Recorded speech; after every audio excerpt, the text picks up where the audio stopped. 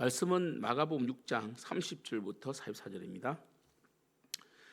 사도들이 예수께 모여 자기들이 행한 것과 가르친 것을 낱낱이 고하니 이르시되 너희는 따로 한적한 곳에 가서 잠깐 쉬어라 하시니 이는 오고 가는 사람이 많아 음식 먹을 겨를도 없습니다. 이에 배를 타고 따로 한적한 곳에 갈새 그들이 가는 것을 보고 많은 사람이 그들인 줄 안지라 모든 고을로부터 도보로 그곳에 달려와 그들보다 먼저 갔더라. 예수께서 나오사 큰 무리를 보시고 그 목자 없는 양 같음으로 인하여 불쌍히 여기사 이에 여러 가지로 가르치시더라. 때가 저물어 가매 제자들이 예수께 나와 여짜오되 이곳은 빈들이요 날도 저물어 가니 무리를 보내어 두루 촌과 마을로 가서 무엇을 사 먹게 하옵소서.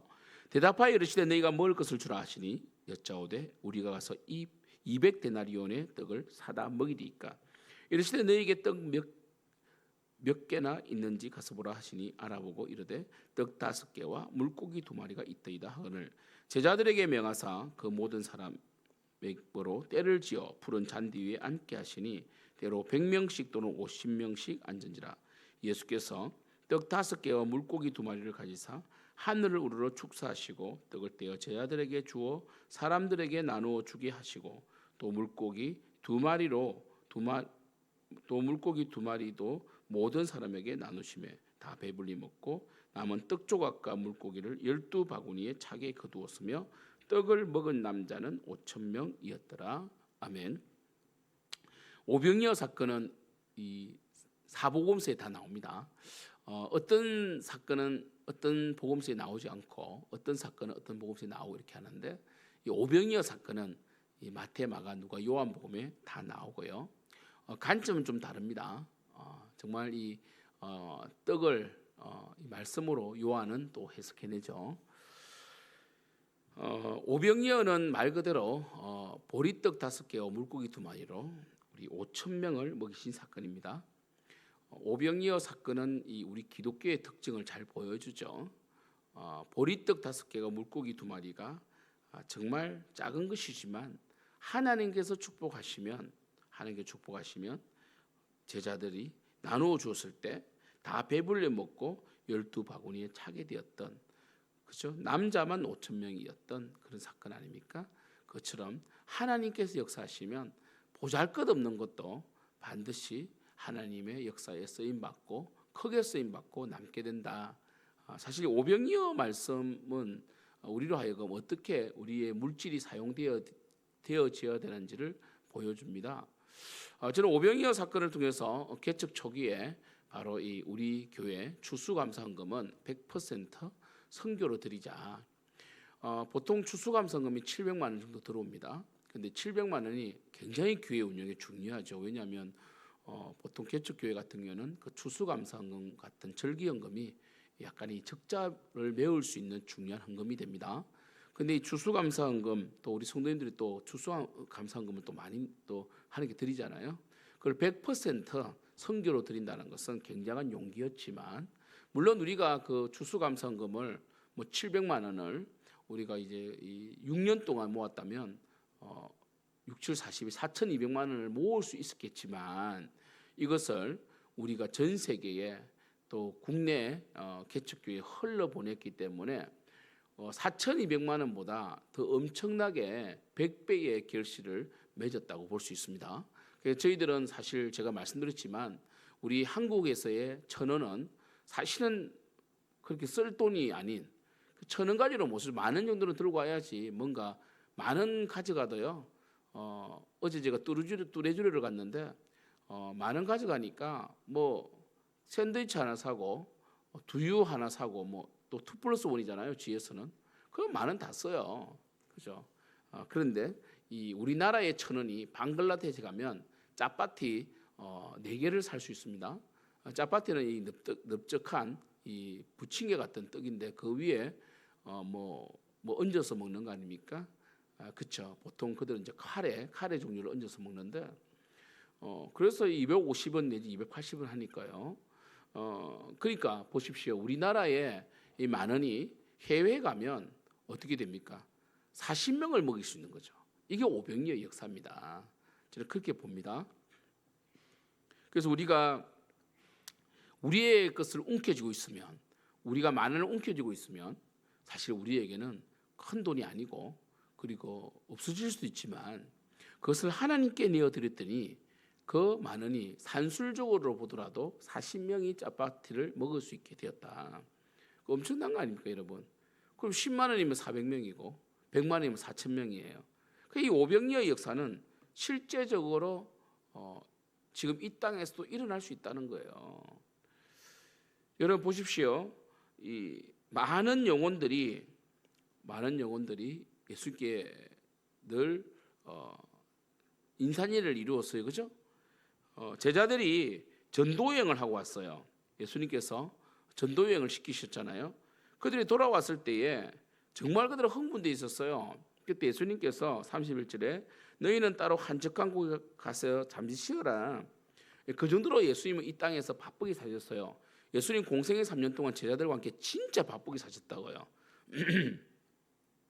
그래서 오고 가는 사람이 많아 음식 먹을 겨를도 없을 정도로 예수님은 많은 영혼들에게 복음을 전하시고 병을 고치시고 귀신을 쫓아내셨거든요. 그죠? 그때 이제 예수님이 쉬는 시간이 언제냐? 바로 배를 타고 이동할 때예요. 그래서 우리 지난 시간에 이 광풍이 불 때 배에서 주무시고 계셨잖아요, 그죠? 예수님께서 따로 한적한 곳에 가실 때에 사람들이 또 몰려와요. 그때 예수님께서는 귀찮아하신 것이 아니라 34절에 보면 목자 없는 양 같음으로 인하여 불쌍히 여겼다. 프랭크니 조마이 아닙니까? 프랭크니 조마이.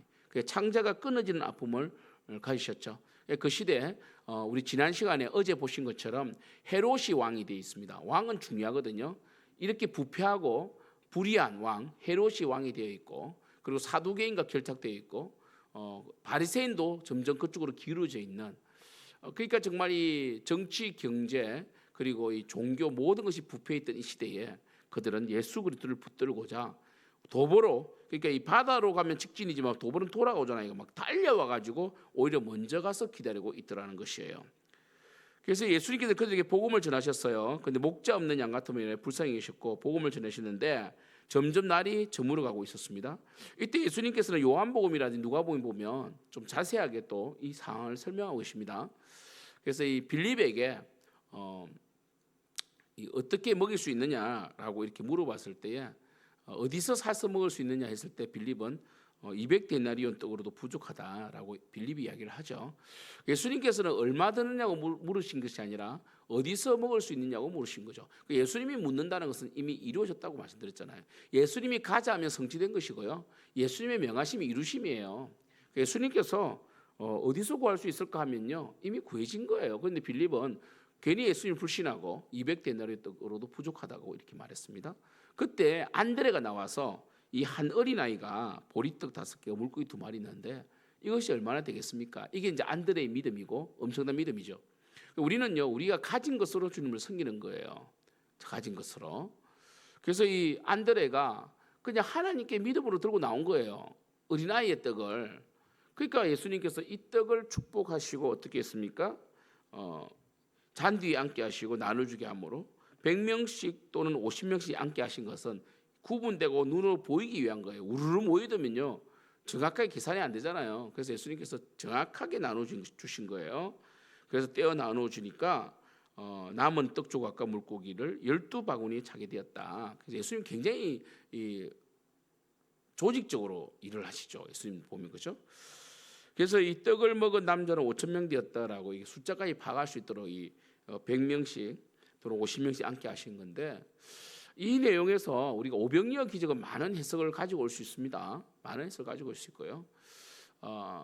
눈에 보이는 표면적인 해석은 바로 예수님께로 가지고 가면 5,000명을 먹일 수 있다는 거예요. 그러니까 우리가 가진 것은 적으나 우리의 것을 예수님께로 가지고 가면 예수님께서 역사하시면 5,000명을 먹을 수 있다라는 것이죠. 이게 중요한 해석의 하나의 어떤 주제고요. 두 번째는 뭐냐면 우리가 가진 것으로 섬기라는 거죠. 예수님은 5,000명을 먹일 떡을 우리에게 가져오라고 하지 않았습니다. 우리에게 무엇이 있느냐라고 물으시죠. 우리는 뭡니까? 믿음으로 드리면 됩니다. 믿음으로. 그러니까 없는 것을 가지고 섬기라 하지 아니하시고 있는 것으로, 우리가 가진 재능으로, 뭐 우리가 IQ가 높아서 뭐 수학을 엄청 잘해서 아이들에게 수학을 가르칠 수 없지만 우리에게는 사랑이 있고 또 이 섬김이 있잖아요.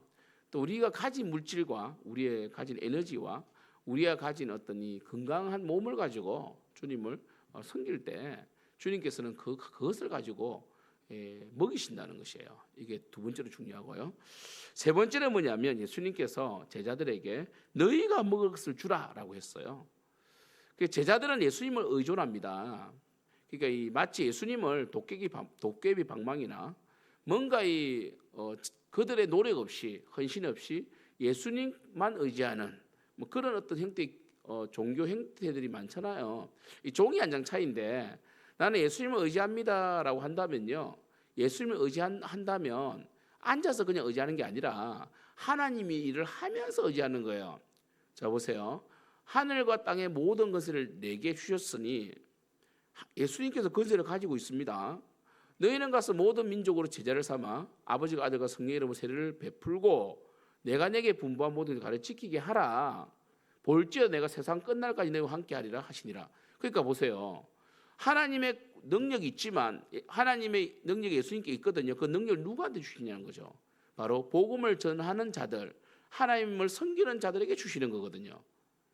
우리는 능력만 구하고 하나님을 섬기잖아요. 그게 안 되는 거예요. 그러니까 너희가 먹을 것을 주라는 거예요. 늘 나에게 기도하고 나를 의지하는 것은 맞지만 너희들이 하려고 할 때 내가 역사하겠다는 거거든요. 이게 중요한 개념입니다. 우리는 가끔 제가 이런 이야기 하잖아요. 뭔가 예를 들어서 이런 겁니다. 우리 성가대에서 원래 뒤쪽에는 성가대가 주차해야 됩니다. 왜냐하면 성가대가 2시까지 있거든요. 근데 만약에 일반인들이 잘못 끼어들면 그 한 차를 빼기 위해서 많은 차들이 다 이동해야 되고 엄청나게 혼란스러워져요. 그래서 제가 이 성가대 차를 주차해야 되니까 우리 봉사부장님이 또 여러 가지 생각을 많이 하시잖아요. 주차에 대해서. 그래서 이제 성가대에서 뭘 했냐면 성가대에서 유리 앞에 우리는 성가대원입니다 해가지고 다 붙이기로 했어요. 교회 오면 다 그러면 성가대 차구나 대부분에 알 수 있잖아요, 그죠? 그리고 성가대체 외에는 웬만하면 뒤쪽에는 되지 않도록 이렇게 표지판도 만들고 했거든요. 이걸 말해요, 이걸. 우리가 이 주차장이 없어요. 하나님 주차장 주세요라고 기도만 할 것이 아니라 이 지금 있는 주차장을 효율적으로 관리하는 게 중요하다는 거죠. 그때 하나님께서 또 주차장도 주시고 여러 가지 또 하나님께서 이 확장성을 주신단 말이에요. 이게 중요하다는 것을 아셔야 돼요. 이걸 모르고 뭔가 하나님을 의존한다면서 하나님 의지하는 건 좋지만 완전히 의존해가지고 전혀 일도 하지 아니하고 하나님을 섬기지도 아니하고 아이디어도 내지 아니하고 하나님 왜 이렇게 합니까 하면 안 되는 거죠, 그거는요. 그래서 예수님께서는 제자들에게 너희들도 나와 같이 목양의 심정을 가지고 저들을 먹이려고 해라. 내가 네가 먹이려고 할 때 도와주겠다는 거거든요. 이게 중요한 세 번째 개념입니다. 저는 이 오병이어 기적을 생각하면요, 사실 제일 먼저 떠오르는 게 바로 너희가 먹을 걸 주라. 너희가 먹을 걸 주라. 여러분, 우리는 한국 교회가 이 한국 사회를 섬기려고 할 때 역사합니다. 우리 교회도 마찬가지입니다. 우리 교회가 다음 세대에게 먹을 것을 주려고 하고 뭔가 다음 세대를 위하여 목숨 걸 때, 몸부림칠 때 하나님께서 부흥도 주시고 물질도 주시는 거지. 주님 물질 주시고 부흥 주시면 다음 세대 할게요. 이건 아니라는 거죠. 주님을 섬겨갈 때, 너희들이 먹을 것을 주려고 할 때, 이런 자세로 섬겨갈 때 보리떡 5개와 물고기 2마리가 남자 5,000명이나 있는 남자만 5,000명이 있는 이 많은 이 군중들에게 무슨 유익이 되겠습니까? 말은 이것을 주님께 드립니다 할 때 주님께서 5,000명을 먹이시고 12광주리에 남게 하신다는 거예요. 남자만 5,000명이니까 부부만 왔더라도 10,000명 아닙니까? 10,000명을 먹고 12광주리 남는 역사가 있다는 거죠. 사랑하는 성도 여러분, 저와 여러분은 누구든지 하나님을 섬길 수 있습니다. 하나님을 섬기면서 기도하셔야 됩니다. 하나님께 우리의 삶과 우리의 에너지와 우리가 가진 것을 드릴 때에 주님께서는 오병이의 기적을 일으킵니다. 그래서 오병이의 기적을 가장 잘 볼 수 있는 곳이 선교지 아니면 선교지. 동남아나 아프리카의 선교지는 실제적으로 오병이어를 체험할 수 있어요. 마치 이 보리떡 5개 물고기 2마리 기도하면 지금도 막 바구니에 계속 사라지지 않는 떡이 막 사라지지 않는 이런 것이 아니라 정말 한국 교회가 500여의 기적을 맛보는 비결은 한국 교회가 선교하고 정말 선교 예물을 이 선교비를 선교사님께 보내드리면 그 선교지에서 500여의 역사가 나타나는 거예요. 그래서 그곳에 현지인 한 사람이 변화되어서 그 사람을 통해 가정이 변화되고 그 가정의 가정이 변화되고 지역사회가 변화되고 이렇게 5천 명이 금세 불어나요. 이런 역사가 있어야 되는 것이에요. 우리 결론적으로 여러분 하나님께 드립시다. 우리의 그 보잘것없는 우리의 재능을 우리의 물질을 하나님께 드립시다. 그럼 하나님께서는 축복하시고 500리의 기적을 일으키시고 우리가 가진 것으로 드립시다. 우리의 가진 것을 드립시다. 그리고 우리가 하나님 일을 해야 됩니다. 하나님 주신 영혼들을 섬겨 나갈 때에 하나님께서는 우리가 먹을 것을 주려고 할 때에 풍성히 역사할 줄 믿습니다. 기도하겠습니다. 하나님 아버지, 우리에게 이 시대를 향하여 먹을 것을 주라고 하십니다. 우리 생명 넘치는 교회를 향하여 다음 세대에게 많은 영혼에게 먹을 것을 주라고 하십니다. 우리가 먹을 것을 주는 교회가 되게 하시고 영혼을 살리는 교회가 되게 하여 주시고 무엇보다 우리가 가진 재능은 적지만 너무나 보잘것없지만 가진 것도 적고 우리의 능력도 작지만 하나님께 온전히 드림으로 오병이어로 축복하시고 우리 생명연천교를 쓰셔서 세계 선교의 영혼들을 살리고 국내 또한 이 개척교회를 살리는 오병이어의 역사를 생명연천 교회를 통하여 이루어 주시옵소서. 예수님의 이름으로 기도드립니다. 아멘.